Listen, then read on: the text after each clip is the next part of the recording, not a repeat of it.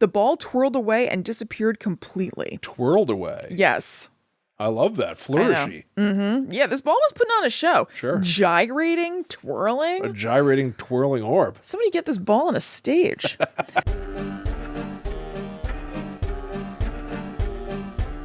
Hello, welcome to our dark commode. I'm Kristen. And I'm her little brother, William. I genuinely did not think you were going to start the actual show that way. Yes, I was and I did. Very well. All right. That's our new sign-on. That's it. You're not going to have to resubscribe or anything. Guide to the Unknown is now called the Dark Commode. It doesn't even have to be that. It's just that the dark commode is our sign-on. Nope. The same way that the Netherworld, or whatever is it called, Back to Netherworld Go We is our sign-off. Nope. Barring some unforeseen circumstance, I'm going to change all of our branding to the Dark Commode. All right, you know what? Like the Ghoulies cover. Everybody loves a ghoulie.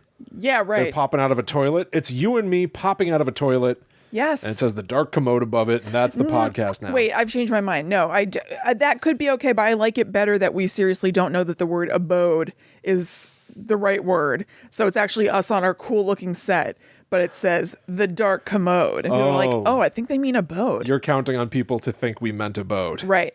See, I think people are just going to be like, they think they're calling it the Dark Commode for some reason. I think half the audience will get the joke as you described it, and half the audience will get the joke that it's just, we're calling ourselves a dark toilet. Yeah, I'm fine with that. Okay. Yeah. I think, I say I'm going to sleep on it, but I think I want to veto that and just start with Guide to the Unknown. Well, all right. I think you should sleep on it too, before we just make that. No. Okay, fine. I'm fine. All right, it is done. Get ready. Welcome to the Dark Commode. Yes. Hope everybody is doing well out there. This week, we are going to tell you some ghost stories from the South that were inspired by gifts that our listener Andrea sent to us, which was so nice. Yeah, thank you so much, Andrea. Yep. And also, I have to mention that one of our listeners, Kate, emailed us about this author about a year ago. And I remembered it. Like when I was reading this book, I was like, I feel like there's something in our inbox having to do with this. Did a search, and it was so. So I hope that even more of you out there enjoy this. That is really kind of cool. Honestly, we do, anytime people send us something, even if we're not able to pounce on it right away, we do hold on to everything. Yeah. And if you send us something, it might just make its way onto a future show. I have a selectively good memory. So sometimes I remember stuff like that and plenty of other stuff I don't. It's true. And so while we're on this topic, I do want to shout out, because we don't often say it on the show itself, we do have a P.O. box where people can send us things, and that is 900 Easton Avenue, Suite 26, number 166. I chose that so there would be 666. In Somerset, New Jersey, 08873. You're not obligated to send us anything? No. But that is the address. People have asked for it before, and that's how we got the books that we're going to be covering on this week's show. Thank you again, Andrea. Yeah, thank you so much, Andrea. So let's start talking about it. Yeah, the bare premise. Yeah, had you ever heard of any of this before? Not at all. I only had from that email from Kate, obviously. But to the degree that when I started looking at these books, I really got the feeling that, listen, we're 4 years in on Guide to the Unknown. And I personally do not feel like I'm hurting for things for us to do or anything like that. Quite the opposite. No. But I did start to feel like, well, we've covered some of the big monsters and stuff like that. This sort of revealed to me that there is a whole world of creepy topics that we probably don't even know about. Or just interesting storytellers that we've never heard about. For sure. To cover. So the deal is here that the Jeffrey books, there are a whole series of them. I believe there are 13 of them. And they're written by someone named Catherine Tucker Wyndham. So she has passed away now. She died in 2011 at age 93. But she wrote for newspapers. And she wrote this Ghosts of Jeffrey book. What do you call it again? What is it called? Yeah, well, mine is called 13 Georgia Ghosts and Jeffrey. Okay, mine was 13 Alabama Ghosts and Jeffrey. And I believe yours is the originator. It's the first one. Okay, yeah, I think so. So it seems like she was somebody who was, I'm not sure chicken or the egg, but definitely into spooky stuff. And she actually spoke to NPR in 1987 because she was a commentator every once in a while. And she said, I like cemeteries. I like to wander around in them and admire the craftsmanship of the stonemasons and read the epitaphs and wonder about the people who are buried there. So obviously, in addition to ghost stories from her book, she was just very into like death stuff in general. Yeah. And actually, when NPR visited her again in 2004, she had a custom made pine coffin for herself in her shed, just waiting to be filled. Listen, with her bod. It's nothing. Certainly, I think a lot of people have had plenty to say about the sort of modern true crime boom in terms of making shows and creating content. Mm-hmm. But occasionally on Guide to the Unknown, we've looked back and discovered what I think should be pretty common knowledge. Like, people have been fascinated by morbid topics and the macabre. Oh, yeah. Probably literally forever. Yeah, Forever. Without a shadow of a doubt, they've been interested in it forever. Before the term murderino ever existed, people were into this stuff. No, I in no way am being like, oh, well, actually, I was at the helm. But like, of course. I was into reading true crime stuff. Yeah. And Rule was a thing way, way, way before the true crime boom. Absolutely. You know what I mean? So part of the reason why I say it is that I still feel, as a horror writer, I still feel like they're oftentimes it comes across like it's some sort of a niche interest. Or not anymore. Definitely not in terms of what's popular today. Yeah. But what? What did you find? Kristen's Cupid. What? That's Kristen's watch weird. just told us about Cupid. What does it say? It's the Wikipedia page for Cupid. In classic mythology, Cupid is the god of desire, erotic love, attraction, and affection. And then it's basically like the whole Wikipedia entry for Cupid. Oh my God, it heard me say, what's amor? It's answering the question, what's amor? Oh, meaning amore, love? Yeah, but why did it hear me say that? I have no idea. Why, thank you, Siri. Thank you. Bizarre. What's amor? Anyway, the reason why I sort of say this is because I do occasionally think that, there are people who say that they don't like horror. Oh, I can't watch horror movies.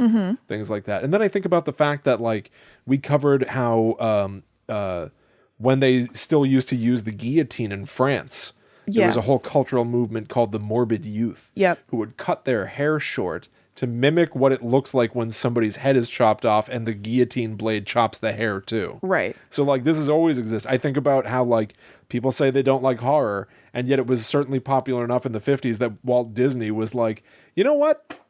Little haunted New Orleans mansion too. Yeah. Put that in this place for everybody. Like we've always been here. Right. But still, it's fun to look at something from decades ago and see someone's passion. And that's sort of what I got from this. Yeah, absolutely. So wait, what are you saying? That people say that they don't like horror, or that it's like niche, but it's really not?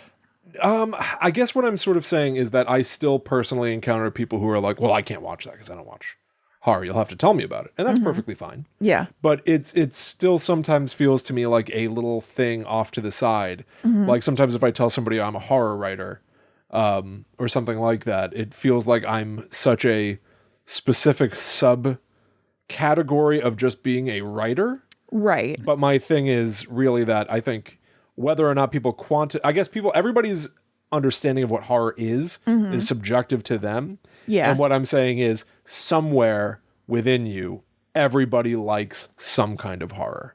Yeah. And it's always been there. And it's always been kind of a commonly accepted thing that horror is just part of the fun of being a human. I don't know if I agree. I think there are people who just don't like it. Maybe. It's just not their thing. Yeah, I mean, I guess I'd be curious to know if those people like have any curiosity about Halloween.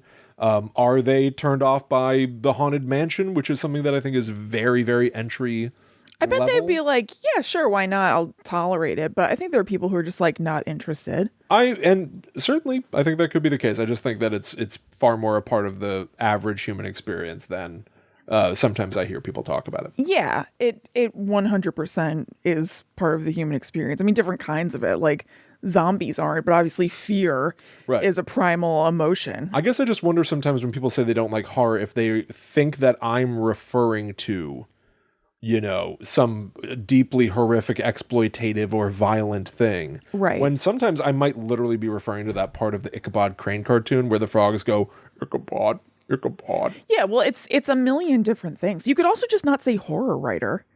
Well, I mean, you're right. I think you're being a little too specifically literal about what I'm saying. I guess. Yeah. Yeah. Okay. So, something else about her I want to mention that was in an NPR article that I was like, I don't like this part at all. And it just got kind of like glossed by as part of her history. Because one of the articles I read was basically eulogizing her. They said that Wyndham witnessed the worst in her state during the violent opposition to desegregation. She maintained relationships on all sides, never losing faith that a childlike sense of awe and adventure could bring people together. I think that's a fine one to pick sides on. Yeah, agreed.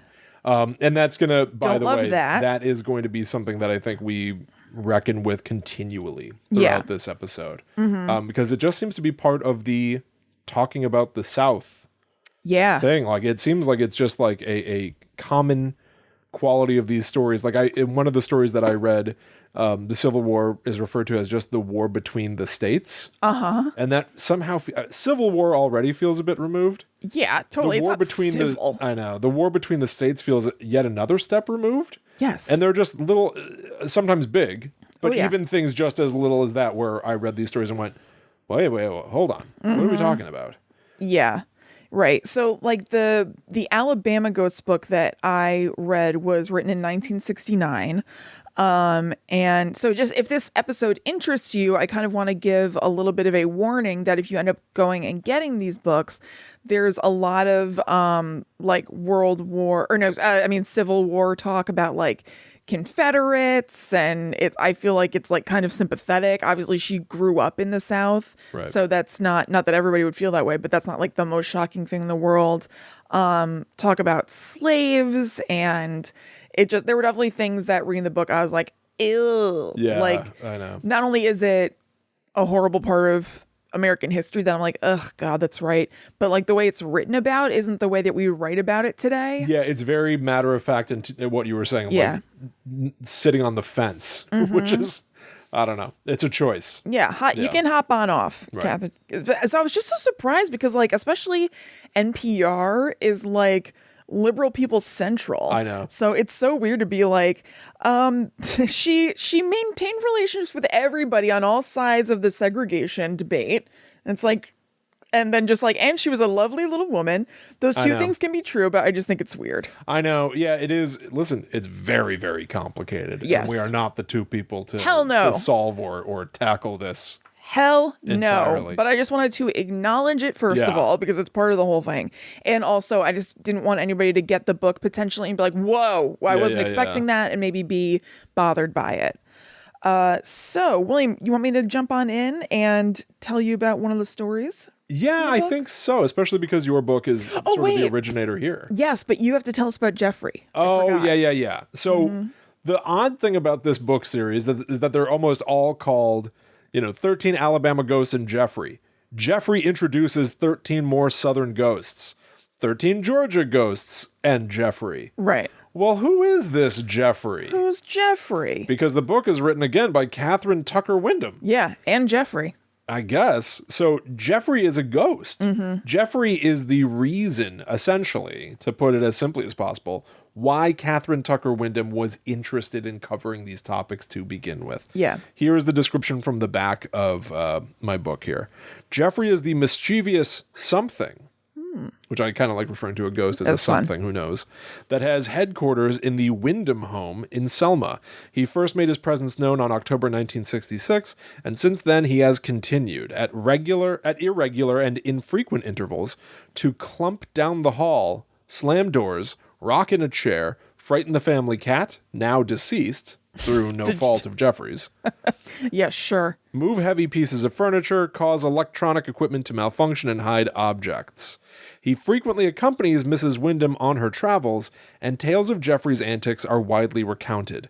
Nobody has ever been afraid of Jeffrey, Mrs. Wyndham says. He is very convenient to have. We blame everything that goes awry on him. So she describes him as the only purpose he has is prodding her into collecting and preserving true, quote unquote, true ghost stories from throughout the South. So he's a mechanism in a way. He theoretically is something that she experienced in her life. Maybe she felt that her house was haunted and gave it a name, but she's truly just giving an entity a name for the sake of calling it something. It's not known that this was Jeffrey, whoever. And he is the reason for her wanting to go out and collect these stories. Right. And these books themselves, we've covered previously on the show, we covered Scary Stories to Tell in the Dark, which were very much about sort of like, I've got a very recent interest, and hopefully I can show you why soon, in collecting folklore a little bit. And Scary Stories to Tell in the Dark was really, as much as they were scary stories that a lot of us read in school and looked at the scary artwork, it was to collect often told scary stories and then try to explain where they came from. Because otherwise these things are, like, folklore is usually just oral tradition, and so it gets lost. Right. You tell a story and it disappears. And I think that's exactly what Catherine Tucker Wyndham was doing as well, capturing these little tiny bite-of-life ghost stories from around the South, write them down so that they're stored forever, because otherwise they will be lost forever. Right. And in that way, as much as I do feel like this is antiquated and complicated because of the nature of these ghost stories, because a lot of them do seem to center around, you know, figures from the Civil War or people who had plantations and slaves and things that make our modern brain just go, what? It is kind of fascinating in a removed way to look at it and go, whoa. Yeah. This is the type of story that was told all the time. Right. And so I do think it's historical value, if not entertainment with, you know, a guilty nudge of ick. Yeah, totally. And also apparently she was a major oral storyteller. It's exactly what you just said, but I just want to point out that especially in Kate's email to us, she said that she's a wonderful storyteller. There are recordings of her telling these stories. And so that was very much a part of her documenting this and sharing it, was actually telling it. That's interesting. Yeah. Yeah. Do you have stuff about her home life with Jeffrey? I do. Well, can we just reveal the secret? Yeah, sure. Because I think you're prodding me for something that you found. Yes, correct. Okay. Kristen sent me a thing about Jeffrey that I quite frankly, I'm a busy man and I didn't have time to look at it. I didn't even know she sent it until she told me she sent it. Yeah. So do you want me to just read this? Yeah, sure. What not? Okay. It says, for your section. Here on the dark abode. That's right. No commode. The dark commode. Yeah. Oh, I ruined it already. He moved into her Selma, Alabama house in the mid-1960s on a day Wyndham was making cookies with her daughter, Diley. I think it's Dilsey. They were equally... Not that that's such an average name, but... They're equally unlikely. Yeah, yes. Dilsey. Okay. Dilsey Wyndham Hilly still remembers the moment. Dilsey Hilly? Dilsey Hilly. Okay. We were ready to plop the cookie dough. No, this is a young... This is her daughter. Well, how young do you think she is? Oh, that's true. Not anymore. Not anymore. Yeah. You're right. I'll have to go even older if I get to Catherine. We were ready to plop down the cookie dough on the wax paper, and all of a sudden we heard the most, what I can only describe as unearthly sounds coming from the living room, she says. When they went to investigate, all was quiet and nothing was out of place. Her mother figured it was a squirrel in the fireplace, but the episodes continued. There would be a loud clumping of footsteps down the hall. I have to tell you, I'm doing a light, almost British accent. Yes. For a reason. Okay. Almost everything in these books screams Britain to me. Really? Referring to somebody as clumping down the hall. The last name, right. That's Wyndham. Like not how we talk. No, like clumping. Everything in here threw me entirely. The Curse of Barnsley Gardens is one of my chapters. And my brain just goes, I know it's supposed to be the South, but my brain screams London. Yeah. So I'm not going to stop. I get that. that. Okay, so there would be loud clumping of footsteps down the hall, Hilly says. There would be rearranging of furniture, and I'm not talking about just a chest of drawers sliding across the wall. This was honest-to-God interior decorating. Jeffrey wasn't the most terrifying ghost. Wyndham later wrote a song about him that included the lyrics, "Nobody's scared of Jeffrey, nobody shivers with fright." And Wyndham's other ghost stories weren't necessarily scary either. They were eerie tales that revealed something about the history and people of a place. Alabama in her first ghost story collection, and Georgia, Tennessee, and Mississippi in some of her later books. But if you did find yourself a little spooked, Wyndham had a remedy. Okay, so I think if you will just put your shoes under the edge of your bed and point one toe under the bed and one toe out, you'll be safe all night long, she said. Do that as Dilsey now. I want to hear the difference. You won't be afraid. Nothing will happen to you. I also saw a quote from Catherine Tucker Wyndham that was something like, you don't have to believe in ghosts to be entertained by ghost stories, which I very much appreciate. Yeah. Even there, I feel like that sort of underlines the rambling thing I went on before of being like, her stories aren't always scary, but they are eerie stories of a person. Like, I think when you tell somebody that something's going to be scary, it might lock people out. Yeah. Even though often what's scary to me is not something that makes you jump out of your seat, but rather sort of lean in and take notice in a different way that sort of unsettles you. Unsettles the mind. But yeah, there you go. So that's I guess the cookie story with Jeffrey clumping down the stairs. Actually, there's the last line of that I actually think is really sweet. Could you read that not in the silly voice so that we can absorb it? Her thing about the shoes under the bed. If you will just put your shoes under the edge of your bed and point one toe under the bed and one toe out, you'll be safe all night long, she said. You won't be afraid. Nothing will happen to you. Yeah, I've never heard of that before, and I like that kind of like superstition sort of thing. That's like, this is a protective thing. Yeah. And you'll be all good. Ghosts can't attack you if this is the deal. And that seems like a kind of like old safeguard America urban legend, old wives' tale thing. That's kind of fun. Yeah, that's true. Okay. So now, William, let me tell you a story. This is The Angry Architect. Oh, no. From the book. Okay. This tells the story of multiple ghosts, really not just the Angry Architect, haunting an estate known as Rocky Hill Castle. So this was a house that was built for Colonel James Saunders and his wife Mary in 1832. So it was this like humongous mansion, obviously partially built by slaves, not just this architect guy. And when the architect presented the bill to Colonel Saunders, he scoffed. He was like, what the hell is this? This is way too expensive. He was rich as hell, but he wasn't that rich, whatever this number was. Yeah, I think the number, if I remember correctly, he went, whoa, what is this, the total or your phone number? What? Yeah, he did. That's what I remember. Yeah, that's how I remember it too. I forgot to say so. Thank you. So I don't know. There was no resolution as far as like how they settled the bill. I guess they just kind of let it go. They compromised or something. I don't know. And the guy went back to France. He was a French architect. I forgot to say. Okay. So there's no talk of this guy actually dying. But then weird things started to happen around the house that they were attributing to a ghost. And I guess they just assumed that it was, quote, the artistic and indignant Frenchman who had, made their place. So let me read you a passage now from the book about what he was doing in their house. It was so haunted and scary. Okay. Oh, wait, I lied. Okay. They do say he died. Oh, okay. Oh, damn it. Okay. Because then, well... Does it ruin everything? Ruins a little bit. Because I was going to say they didn't mention him dying, but they were talking about how there was such an imprint on the house, all this crazy stuff is happening, and it reminded me of the episode that we just did, if you're listening in real time, for our Patreon, where we talked about this show called The Dead Files, that you may or may not have heard of. And in the episode of the show we watched, the psychic medium was picking up on the energy of somebody who turned out to be alive. Now, that wasn't like a fine thing, premise thing that she knew that she was going to be looking for an energy that was still with us. She seemed to be thinking it was very much a ghost or a spirit, but then she was just confronted with the fact that, oh, the guy who did this thing is alive. Yeah. And she was like, oh, okay, well. Yeah, she claimed she saw a face. Yeah, right. And then they were like, well, he's in jail right now. Mm-hmm. So it's like, what do you think happened? Do you think that he snuck out and came over? Or do you think that he's projecting his aura across the globe? Yeah. Anyway, go check that out because that blew my big dumb mind.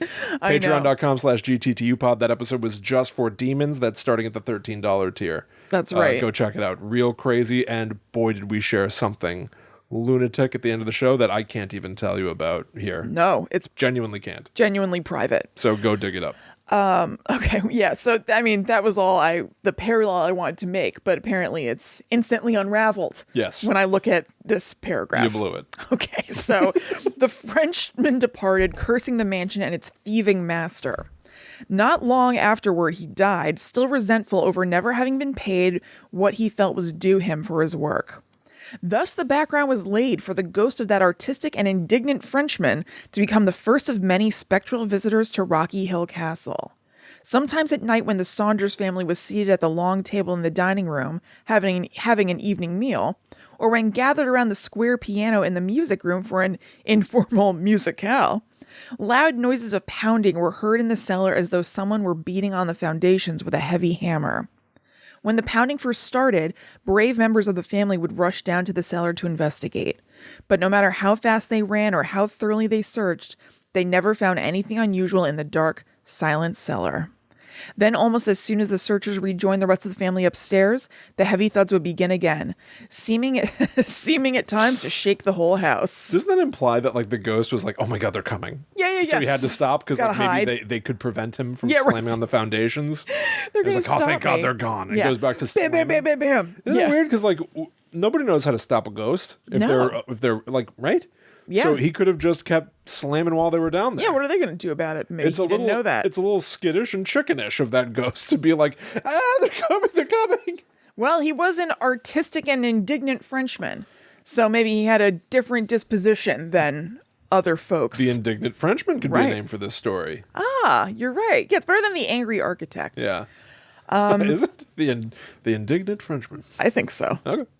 The mysterious hammering continued almost as long as the Saunders family lived at Rocky Hill Castle, and eventually they became accustomed to the noise and even laughed in a rather subdued sort of way about the angry architect's apparition trying to destroy the mansion he had created by knocking it from its very foundations. So how do you think that sounded? Laughing in a subdued sort of way. Just coy. Why, that ghost is trying to destroy our home and therefore perhaps kill us. Yeah. So there was another ghost later on. So they eventually went with another architect, presumably he wasn't as angry, and added a turret onto the house, and they used the top floor as an infirmary and hideout for Confederate soldiers. 2 soldiers died there, but that's not what haunted them next. You would think, wouldn't you? But it's not. No. Okay. Hey. I didn't say anything. But a young lady friend of one of the soldiers haunted their house next. Oh. So the Saunders family was traveling for a while, and when they came back, Mrs. Saunders encountered a lady in blue on the stairs. Colonel Saunders then later saw Colonel her. Saunders? Yeah, I said it before, and I was surprised that you didn't react to it. It's Colonel It only Saunders. just hit me now. Yeah. Sorry. I mean, there's not even another joke to make. No. I was about to go, it's finger looking good, and then I felt embarrassment. I was about to say, remember when Reba McEntire played Colonel Sanders in a commercial, and then I thought, nobody wants this aside. Remember when Norm Macdonald played Colonel Sanders? Yes. He lamented that they wouldn't let him keep going. He said that he got paid so much. He was like, hey, you sure you want to keep doing this thing of other people playing Colonels? I feel like you'd probably stick with me. And they didn't want to. So they moved on. Like, damn it. They paid me so much money. A lot of commercials pay a ton. Yeah. A ton. Lisa Rinna got over $1 million for doing a Depends commercial. Why do you think I wanted to be that pizza? Yeah. If anybody remembers what I'm talking about. Will had a legendary audition for the voice of a pizza in a commercial. That was embarrassing. Okay, so Mrs. Saunders had seen the woman in blue on the stairs. Colonel Saunders saw her one time in the wine cellar. Then the third time was the last straw. Mrs. Saunders wasn't super scared of the ghostly stuff that was going on in the house. It had gone on for a while with the angry architect. Now this lady's there. And it basically became a nuisance. And it said that she was disgusted with it by this point. She's just like, I'm over this. Blah. So when she saw the woman in blue again, they sold the house and moved. That was it. They're like, I don't want anything to do with this. I mean, quite frankly, who can blame them? Yeah. I guess you do hear about like the cutesy stories of like having a ghost that's not harmful or destroying anything, that you just kind of be like, yes, we're haunted. Like Yeah. Winchester family. It almost becomes like a winsome, sort of, depressing, certainly Right, there. right. But like just like a fact of your life, you've got these ghosts. It's kind What of with the Winchester family? didn't she keep adding on additions to trap ghosts? Yeah, to try to like keep them from, like bothering her. Right. So she but I'm just wasn't- saying, like, she's sort of like she was working on it, but Yeah. she didn't move. You know what Right, I mean? She right. could've It's just a moved. fact of the matter. It's just funny here in this story for them to be like, all right, that's it. That's pretty much what happened. It was like, that's enough. Had it. Granted, I just finished my rewatch of Seinfeld, but there is Yeah. a moment on that show where, like, George Costanza's dad just goes like, that's it, we're moving. Just like it took the slightest thing. Yep. The house is on the market. That's the end of that. Yeah. Do you have any stories? Nah. Nah. All right, I'm going to tell you one. I'm gonna launch right into controversy. Okay. Head first. I'm not going to hide from it. I read a story called The Ghost of Andersonville. I Okay. picked it only because your last name is Anderson. Thank you. I wanted to see what the Ghost of Andersonville What do they get up to? was. So here's the weird thing about this story. It opens with like a little cute aside, and then it gets into the actual events of the story. And that seems to be the motif of these tales, just to look at the structure. Yes. Yeah. Almost like, how like, I don't know if this is like a common thing or not, but like Simpsons episodes, when they start, it's like Bart Simpson trying to sell a comic book. Mm-hmm. And that one small event, by the end of it, he's like speaking to the president, or like something insane happens from this small event. Right, right. So here, it's a couple that's like driving past this cemetery, and they're like, my word, I just saw the most peculiar thing. Why, there was a man in a long coat. The coat, and it was so high, his hat was almost touching it, the collar of this coat. Oh. And he's like in a graveyard for soldiers. Mm-hmm. And so they drive and then they double back to try to see him again, and he's gone. Uh-oh. Which is almost classic ghost of him. Yeah, like it totally you is. look and then you look away, you look back, and he's gone. Except they then go, we couldn't have been gone for more than 3 minutes. That's Well, plenty that's not that weird. plenty Yeah. of time for someone to get away. I can totally skadoosh in 3 minutes. Plenty of time to disappear. Yes. Anyway, that really has nothing to do with anything, because Right. they start going like, well, wait a minute. If this is a graveyard for people who fought in the Civil War, Yeah. why is this the only ghost? Then they theorized that it might be the ghost of somebody, and this blew my mind. I don't think I was really taught this in school, or I fell asleep. Okay. They theorized that it might have been the ghost of a Union soldier, a Northern soldier, who was kept in a prison camp. Okay. And it never occurred to me that there were like prisons for like Northern soldiers in the South and vice versa. That like, Yeah. I know. I came across something like that too in the stories that I read. And I just, unfortunately, there are a lot of things about history that I just have to go, well, I guess I didn't know that. plenty of things that highlight my ignorance. Yes. But certainly, like reading it, I was just like, "Oh yeah, yeah." Like war is so much messier than like school. Sort of was like brother against brother. And Yeah. the line Brother against brother. The line between the North and the South. That's where the fighting was. Right, Like, right. No. Down in Georgia, they had prisons for Union soldiers who were captured. Yeah. And they were kept in deplorable conditions. So there's this story that they thought might have been turned out to be this ghost. There was a Union soldier who tried to tunnel out of the prison and accidentally tunneled his way into a little campfire that some of the Confederate soldiers were having. And so he popped his head out in a What? fire. That didn't happen. And it didn't Like happen. Sirius Black? It like absolutely. His head is the fireplace. Yeah. And he goes, Harry, they need you. Yeah. Harry. And they're like knocking cinders asunder, and coal went flying. Why, that poor fellow. I was like, that didn't happen. So his head was on That fire? didn't happen. That's the same thing as like that more modern, arguably, thing of like, a prisoner in a conventional, like a crime breaker Yeah. tunneling out of his cell. Crime breaker. This is a place for crime breakers. Or a lawbreaker. A lawbreaker. Really. Yeah. A crime monger. A crime maker. Ooh. Yeah. Lawbreakers and crime makers. So some sort of a crime maker trying to tunnel his way out of his cell, and, Yeah. it opens up into like the guards' quarters. He's just digging with his little spoon, and then all of a sudden he's just like, huh? oh no. Oh no, this is the opposite of where I want to be. Some guard eating Didn't his Ted soup. Bundy end up in like a guard or a prison boss's office or something? Prison boss? Yeah. Do believe so, yes.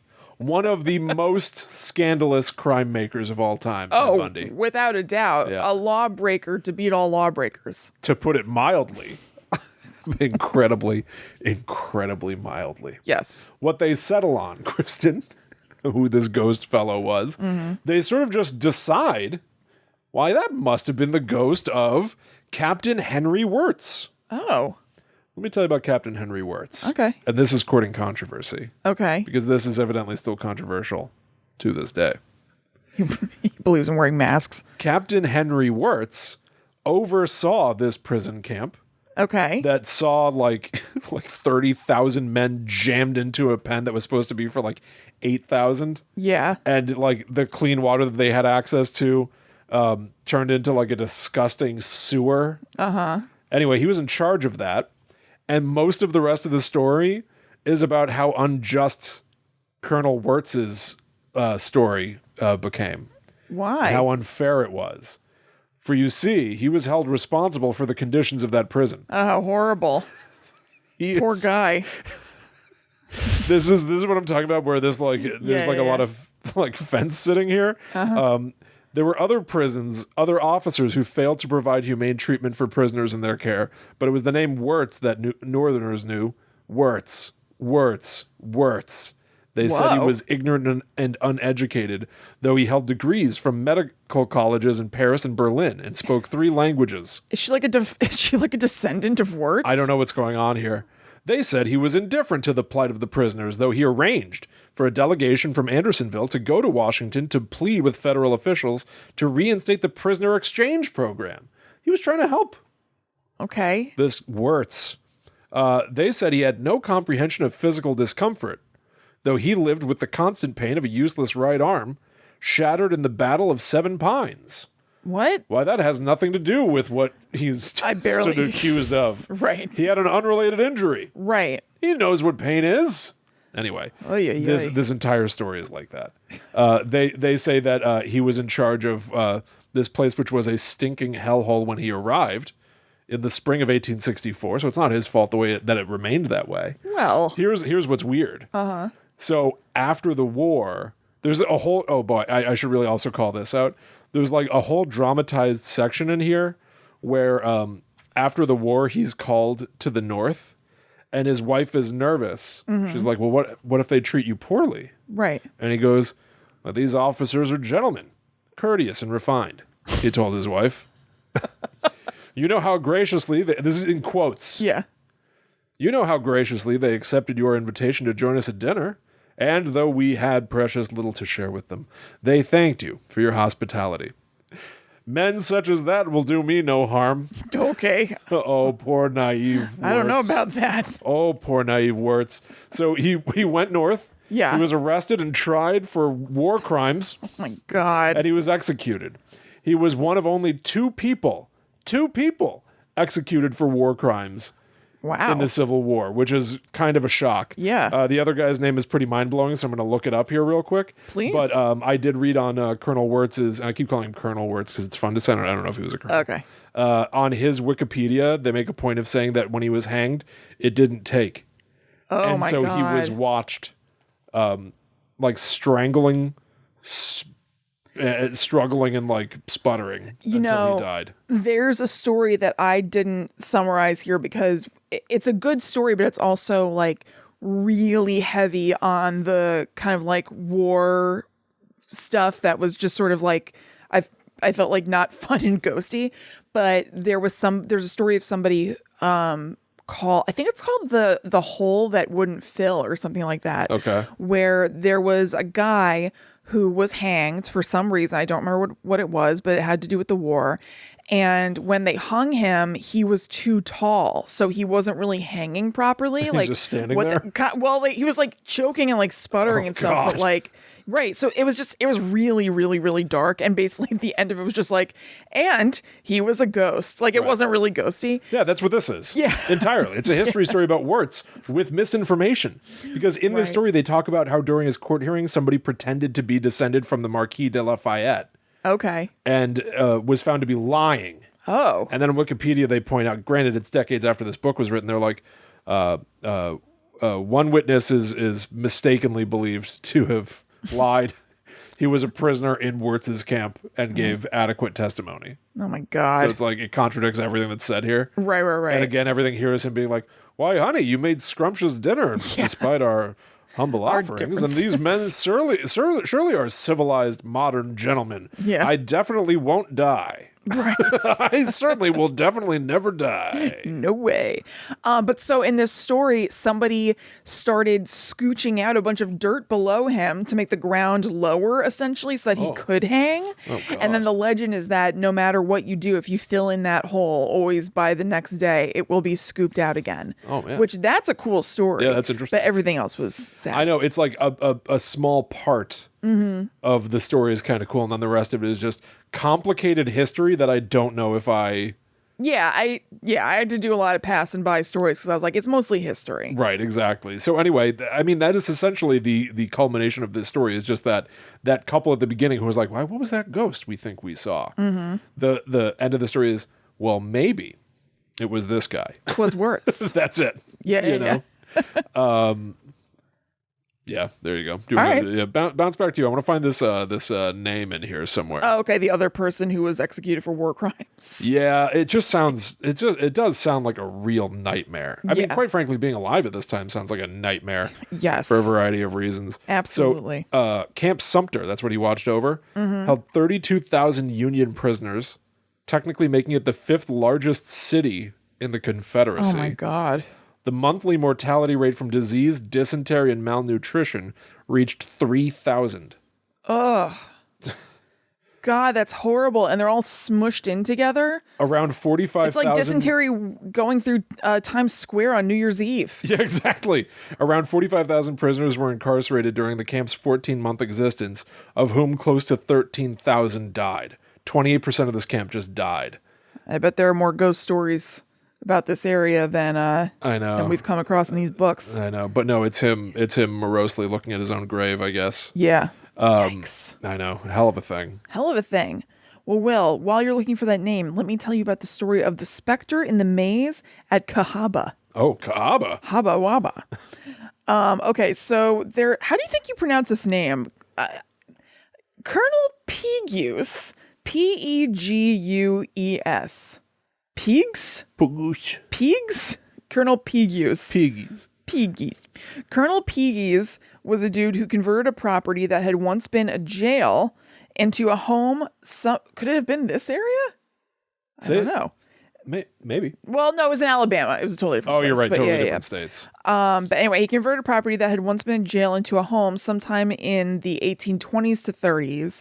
And its best feature was a maze of cedar trees that he had built. So like a labyrinth of cedar trees, or like That's cool. the thing from The Shining. Yeah. And it became a total thing to go in there with your sweetie. Let's go through the maze of cedar trees, honey. It'll be scary. That does sound kind of fun. Yeah, it sounds awesome. So one day in 1862, a young soldier and his gal were doing just that in the moonlight when something scary happened to them. You better believe it. I don't. Okay, so before the promenade, young people had paid a proper call on the... Wait, am I in the right place? Okay. Their stroll led them naturally to the Maze of Cedars. They'd entered one of the circular walks leading to the center of the labyrinth when a large, white, glowing ball darted toward them. Ooh. It appeared to be floating in the air a few feet above the ground as though controlled by some powerful but invisible force. The ball played a taunting game with them, swerving from one side of the walk to the other, and then hovering directly in front of the couple, almost daring them to catch it. Then it would recede and disappear into the thick cedars, reappearing seconds later right beside the startled pair. The soldier, being accustomed to having solid and logical explanations for all happenings, was at a loss as to explain the antics of the luminous ball or to account for its origin. But he decided that it was an illusion caused by the reflections of the moonlight on some object hidden from their view. "Don't be frightened," he said, putting his arm gently and protectively around the girl's waist. "It's just some trick the moonlight is playing. Let's walk back toward the house. I'm sure the thing won't appear again." But it did. They had retraced their steps only a short distance through the maze when the bright sphere appeared in front of them and began performing all sorts of gyrations.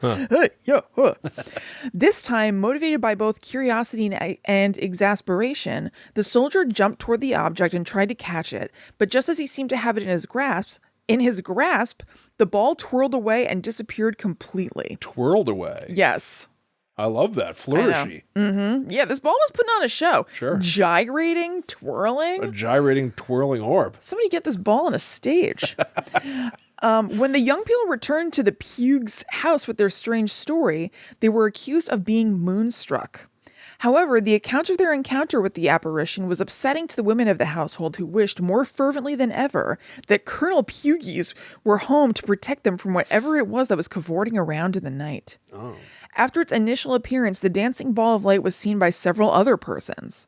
Their stories of its erratic behavior differed only in small details from the accounts given by the couple who first saw it. So this ended up becoming known as Pugh's Ghost. And it made going on that little like maze stroll through the Cedars more popular than ever, because you could be like, ooh, I'm scared, protect me, or whatever, and you could cuddle up. See, people like scary stuff. Mm-hmm. I think some people don't. I'm not disputing that some people don't. Yeah. I'm just saying I think everybody's interpretation of what something being scary might mean is often incorrect. I don't get this point, really. All right. I just don't really understand. Like, everybody interprets everything differently. You know what Certainly. I mean? So, you know, what your scary is not what somebody else's scary is. And, you know, yeah. Well, then on this point, we must move on. Yes. Okay. So even when the book was written in 1969, so obviously way long after the home and maze were gone, the land is now unoccupied. It's just like foresty stuff. Fishers and hunters still sometimes report seeing a white fireball out where the cedars once were. Cool. So I was wondering, kind of a will-o'-the-wisp vibe? I know. Yeah, it certainly. I wonder if there could even be a bog out there. Yeah, it's not impossible. I don't think that. I mean, the bog answer I don't think was ever the explicitly only answer. Yeah. Like ball lightning is certainly a Right. thing, and like, but yeah, it certainly sounds like it's got the old hallmarks. Yeah. We certainly know our tales well enough. Absolutely. Yeah. You know your history. Very good. So I've got my next story that I want to share with you is a bit of a doozy. It certainly is less controversial. Okay. But boy, is it nasty. And stupid. Great. And possibly short. It's titled The Wickedest Man in Georgia. Okay. Caught my eye immediately. Needed to know. Spoiler alert. Who is this guy? This dude's pretty wicked. Uh-oh. Pretty wicked dude. All right. Sherman Walker is his name. And here's how the story starts. They say Sherman did not burn Milledgeville because so many Masons live there. Milledgeville? I know. I was puzzled by that too. Help me up. Okay. And they say he did not take... I'm wrong about his last name being Walker. I don't care. What is it? I don't care. If somebody else was named Walker. It doesn't matter. Okay. Doesn't matter. Who cares? All right. Anyway, they tell a story. There was all these reasons why they don't say he's the nastiest, but here's why they do say he's the nastiest. Nastiest. The nastiest man. What a nasty man. So it seems that this dude was a real son of a bitch. Okay. He would like loan people money and foreclose on their homes if they didn't pay exactly on time. They talk about how he bought a house, and I thought this was like an interesting way to put it. He added some secret closets close to his bedroom. I thought that was weird. Like build closets, extra secret closets. What does that mean? That reminds me of like, well, I can only think of his real name, Herman Mudge, whatever his name is. Herman Mudge. Who's that bad guy? The Herman Devil Munster? in the White City. No. H.H. Holmes. What's his real name? It's like Herman Mudge or something, right? H.H. Herman Mudge? H.H. Holmes? You think his name Mudge? Yes, because that was an alias. Is it Millet? No, it definitely is like Mug or Mudge. We may never know. But anyway, he had like all those different little rooms that were all scary. So maybe this guy was onto some stuff. He really was the wickedest man. Oh, it's going to make some real disappointing, upsetting sense in just a second. Because I read that sentence and I started to really go like, ooh, this could be anything. Yeah. He added some secret closets close to his bedroom. Whoa. And now here's the depressing, disappointing answer to that riddle. Mudgett. Herman Mudgett was kidding. his real name. Mm-hmm. Wow. Herman Webster Mudgett. There were heaps of rumors about what was in those closets. Turned out those closets themselves were not secret, just what was in them. It was pretty well accepted as fact that costumes or uniforms, some of them all white, oh God, were stored in those closets. They were handy in case he happened to need them during the night. Are they writing? That's Folks what's said. written? Yeah. Why are we being coy? I don't That's know. screwed up. Yeah. It's all very dance about. But we're saying that it was a commonly accepted fact that this guy was in the Klan. Right. And built secret closets with multiple Klansman suits in case he needed to run out into the night. I hate that. Even Batman just had the one bat cave. Yeah, right. He did have a lot of bat suits, though. Was he hiding them all around his house? This guy or Batman? Batman. Like if Bruce Wayne went into the bathroom, could Batman walk out? I bet he could. I bet he could like knock on the wall of the shower or something and it would spin and there was a suit there. You pull the flusher up and the bat suit comes out of it. Comes out of the toilet tank. Yes, It rises. It rises, spinning, rises up to greet him face to face. Anyway, that's the kind of guy that this dude was. But here's the story about him. So they say, boy, he was the shrewdest, right? They even have a tale about him. They tell a story about how even the devil was scared of Sherman Walker. That is, Devil should have kicked his ass. I was wrong. That is his name. Oh, okay. There was a joke. So this is what they say. There was a joke they used to tell in Milledgeville, behind his back, of course, about Walker and the devil. They said one of the imps down in hell saw the devil sitting on a big black wash pot, a pot that had been turned over. A good bit later, when the imp passed by that way again, the devil was still sitting there on the wash pot. This is where I would just go, this joke's too long. Yeah, what? What are you doing just sitting there, devil? Why ain't you busy rounding up folks for hell? The imp asked. Well, the devil replied, I've got S. Walker under this wash pot, and I'm scared if I get up, he'll get loose and tear up hell. Wow, this is some real local humor. That was the punchline. Yeah, Did I know. you like it? I did like it. Okay. So they say that this man was scared of nothing, except there was perhaps one thing he was afraid of, the ghost of his own son. Okay. Some folks say that Walker killed his son. Other folks, maybe a little bit more charitable, said Walker did not actually kill his son with his own two hands, but that you might say he was responsible for the boy's death. So it sounds like it's up for debate, right? I guess. So here's what happened. Okay. S. Walker would go on to be married 3 times. His first wife died. His second wife died. There's a reference in here from presumably the author saying like, amazing that he was even married a 3rd time. She must have been puzzled about how he kept his wives. It's like, What? I know. Like it's his duty to keep them alive in a way. It's very weird. Very weird notion. I don't understand. Anyway, with his first wife, he had his son, Josiah. He does not like Josiah. Okay. Later in the story, it said that it was common for him to go, you should have died with your mother. Oh my God. Say this to him. And then at one point, there's this whole diatribe about how he bought fertilizer to make cotton. It's got nothing to do with anything. Anyway, Josiah shows up. I think these are also history. It's, history stuff. Certainly. Yeah. I'm just saying, I read a lot about fertilizer and cotton. You're right. I just have to tell you what I put into this. So at a certain point, Josiah shows up at the house, and boy, is Sherman pissed. He does not want Josiah around. He says that if he's going to be around, he should make himself useful instead of reading books all the time. And it's even made a point of saying that Sherman never really understood the fascination with books. This guy seems like a real peach. Knowledge and learning and curiosity and Well, he was obviously a dumbass. anything other than just being a nasty son of a bitch. Yeah, nasty Klansman. So anyway, so Josiah comes home.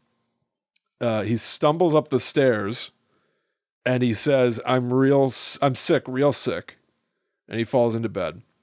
His skin felt hot and dry, and there was a breaking out on his arms. Walker saw Josiah's horse in the barn and came blustering into the house to find out why his son had come back home. The boy's sick, Mrs. Walker said. He's real sick. He's not sick, he's lazy. Oh my God. Walker answered. All the way up the stairs to Josiah's room, he kept shouting about how Josiah was lazy and was playing like he was sick so he would not have to go work on the plantation.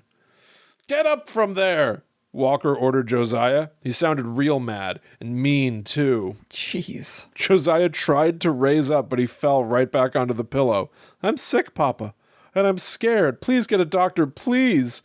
That I will not, said Walker. You might say he was responsible for this boy's death. Yeah, you might. I'll not waste money on a doctor when you're not even sick. This guy's the worst. Spoiler alert, this kid's real sick, and he's going to die. And not only that, his wife and other child would catch this illness, and they would die. God. And this story is about how Sherman Walker would be in the middle of like a poker game and go, "My God, look behind you, my boy is standing there." Oh my God. And was terrified and haunted. Walker's worst torment came those long days and nights just before he died. It was a stroke that killed him. They said Josiah's ghost came and stood at the foot of Walker's deathbed. He, the ghost, just stood there and looked at Walker. Never said a word, just stared. Walker screamed and cried and begged for forgiveness. He would plead, "Don't look at me! Josiah, please don't look at me!" Adding, "I didn't know you were sick. Josiah, I would have sent for the doctor if I'd known. Okay. Please forgive me." Guy's full of Papa. I don't think so. He was still begging for forgiveness when he died. Good. Yeah, good. Yeah. That's good. Die like the pathetic worm he was. So then he became a ghost. Mm-hmm. People living in this house say they still hear footsteps on the stairs, and they know that, too late, Sherman Walker is going up to see about his son, and they hear other steps, lighter steps in the hall, and a thud on the landing. It is a pitiful sound. That is the sound of Josiah's collapse and death. That is the wickedest man in Georgia. Yeah, he sounds like he sucked. I think it's a pretty damn accurate title. Yeah. Yeah. That certainly works for me. Well, let me tell you about a lovely lady from Alabama to take us on out. Something nice? Yeah, kind of. Somewhat. Yeah. It's okay. So this is the story of the Unquiet Ghost at Gaineswood. Okay. So there was a house called Gaineswood that was built by General Whitfield in 1842. He sounds like a pretty nice guy for the time. His wife had passed a few years earlier and they had children, so he hired a housekeeper. And then after she had been with them for a while, he offered to let her sister Evelyn come to spend the winter there in Georgia from where she lived in Virginia. So when she moved in, she quickly became popular. She was fun and happy, and she played the piano for the family. She even met a French count on her stay. A count. And they were going to get engaged, but they quarreled, which led to him throwing the ring into the shrubbery. No! And bouncing. Where it can never be found. Yeah, right. I know. When I read that part, I was like, what? Yeah, what? That's like, I'm still hooked on Seinfeld, even though I finished it. Look, I mean, George borrows $1 from Jerry for the vending machine. Oh, yeah. And it's too wrinkly. It's useless. Machine won't accept it. When Jerry goes, "Well, can I have my $1 back?" He goes, "You want that? It's wrinkled. It's worthless." Yeah. It's like, yeah, I don't even want to marry. I'll throw this ring into the shrubbery. Into that bush. Yeah. Boom. Also, I hope he scooted back for it later and sold it or something. I hope she took the ring. Well, yeah, she would not be able because it is speculated that this led to a decline in health for Evelyn and she eventually passed on. Now, here is the rub. She was there for the winter and she wanted to be buried in Virginia, but the roads were too icy to travel. Plus, her father wanted to be there for her funeral, but he was away in Greece. So they postponed her burial until spring and put her in a casket sealed with rosin until they were going to bury her in the spring. Dude. I know. Yo. So she was just in the basement of this house for months, presumably. What a nightmare time to be alive. Oh, I know. What a nightmare. Terrible. Listen, when the roads are too icy, I can't get to Target. You know what I mean? Yep. And I'm chill. I'm cool. I sit in here. Mm-hmm. I sit and I look at my stuff. It's great. And man, the roads are too icy, so we're gonna have to put my dead child in a grave in the basement until it's warm enough to travel and dig ground. Yes. What a nightmare. Absolutely. So soon after her death, this is from the book now, the people in the house began hearing footsteps coming up the stairs from the cellar. Then they would hear the sound of tiptoes going to the drawing room where the big square piano stood. After that, faint sounds of music would float out into the hall and up the stairs to the bedrooms.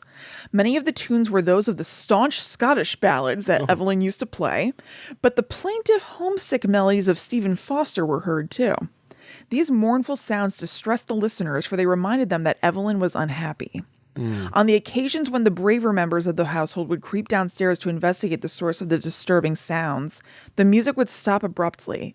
But as soon as they returned upstairs, the sad melodies would begin again. This is a theme. It really is. And it is sort of a classic mainstay of ghost stories, and it holds with my theory, which we haven't talked about in a bit. Yeah. You experience a ghost when the ghost is just doing its own thing. When Zach Bagans shows up with an SLS camera and screaming, the ghost doesn't want to come out. You got to go to these places and just be chill. Right. Yeah. Totally. Those recurrent footsteps and the eerie music so interrupted the sleep of the family that they were greatly relieved when the weather moderated and Evelyn's body could be taken to Virginia for burial. But if the family at Gaineswood thought Evelyn's burial in Virginia would bring a complete halt to the nighttime visitations, they were mistaken. Evidently, Evelyn could not forgive them for keeping her so long under the stairs in the cellar. While her midnight wanderings were not so frequent as they had been, she did continue to return to Gaineswood occasionally. People who have spent the night at Gaineswood in recent years insist that their dreams have been interrupted by the sound of soft footsteps on the cellar stairs and by the lilting, tinkling melodies of half-forgotten songs of long ago. And they are sure that the ghost of Evelyn Carter returns to protest her exile in the sealed pine box beneath the stairs at Gaineswood. That is very interesting. So their analysis of the situation is that she's upset that she was kept in the box in the basement instead of being buried. Yeah. And so she continues to haunt.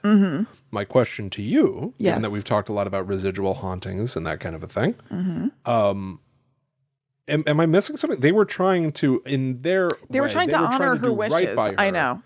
And yet they're being punished in their theory. That could just be the depressed mindset. I agree. Of somebody who feels they could have done more. Yes, I think it's totally possible that she's having a nice time, and or it's a residual haunting thing, but they are interpreting it as her trying to disturb them. But she's really just doing something that she loved in life, which was playing the piano. I think that's interesting. That's the sort of thing that I completely understand why they would have interpreted, and we're taking it on face value that this is all real. Yeah. But why you would interpret the story that way, given your mournful mindset. Yeah. But yeah, from a third-party perspective, I do see it a different way. Yeah. That is kind of interesting. That's sort of, that is I would call like a sort of classic, quaint kind of ghost story, which I actually like. And I'm thrilled that it's not loaded with, I know, the misery of life in the Civil War and all of that. What a wonderful way to go out. Absolutely. So that is going to take us on out. I do have one bonus fact, though. Okay. I mentioned that somebody was the only person, one of two people to be tried for war crimes after the Civil War, and I enjoyed the name of the other. Right. Well, I've found that name. Great. What is it? So that guy, General Wurtz, was one of only two men tried, convicted, and executed for war crimes in the Civil War, the other being a Confederate guerrilla, Champ Ferguson. Oh my God, that is a good name. Good name. Was it worth? I can see why it's stuck in the mind. Was it worth it? Yes. And then I looked at Champ Ferguson real quick. He was a notorious Confederate guerrilla during the American Civil War. He claimed to have killed over 100 Union soldiers and pro-Union civilians. He was arrested, tried, and executed for war crimes. I don't know. Champ Ferguson. Champ Ferguson. He was convicted on 53 counts of murder. God, it sounds like somebody in Anchorman. Yes. Well, because Champ Kind. Yes. Yeah. True. And Turd Ferguson, which of course. Of course. Yeah. As Norm Macdonald on Celebrity Jeopardy, hosted by Will Ferrell from Anchorman. It all comes back. 6 degrees of 1 degree of stuff. Yeah, totally. Anyway. That's enough. Yeah. Well, thank you for being with us. We hope you enjoyed the show. If you would like to support the show and get even more Guides to the Unknown, you can go to patreon.com/GTTUpod. We have a number of different tiers there, so you can choose your own adventure. We have options where you can get a bonus show every week, a bonus show every 2 weeks, or a bonus show every 4 weeks. We also have a Discord over there where you can talk to other people who are fans of Guides to the Unknown. There's really cool stuff going on there every day. It's so nice. A couple of people in there have said that it's their favorite place on the internet, which I think is extremely sweet. Incredibly sweet. And supporting our Patreon helps us keep the show going. So thank you so much to all of our existing patrons. And as we mentioned around the midpoint of the show, our latest episode up is for people who follow our Demon tier. That is the tier that gets a new show every single Monday, starting at $13 a month.